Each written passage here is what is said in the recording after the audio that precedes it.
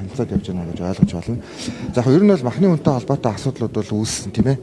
Гэтэ энэ бол мэдээж зах дээр нэг ялгаатай. Одоо төвд байгаа үйлчлэгийн төвүүд дээр бол ялгаатай байгаа ийм асуудал харагдаж байгаа. За засгийн газрын хувьд бол илүү одоо зах дээр байгаа нөхцөл байдал дээр нь бол одоо дүн шинжилгээ хийхийн тулд ийм одоо комисс байгуулаад ажилласан. За тэрэн дотор жишээлбэл зөвшөөрлгүй мах одоо экспортлох зөвшөөрлгүй мөртлөө их хэмжээний махыг нөөцсөн тийм байгууллагууд гарч ирсэн. Энэ бас урд нь мэдээлж ирсэн шүү дээ. Тэр байгууллагууд дээр бол тодорхой хэмжээний хариуцлага тооцох нь буруу биш. Зөвшөөрөл аваад явж байгаа байгууллагууд дээр бол ямар нэгэн байдлаар хүндрэл дарамт учруулсан зүйл бол байхгүй. Өнөөдрийн засгийн газрын хуралдаанаар бол махны экспортод тодорхой хэмжээний квот тогтоох тухай бас яригдж магадгүй байна. Нэг үгээрэл яг ер нь олон жил хөөцөлдсөн одоо махны экспортыг сайжруулах талаар энэ бол амжилт байсан мөртлөө урагшаага одоо жишээл мах гаргах нь илүү одоо жишээл ашигтай болж харагдаад байгаа малчтад.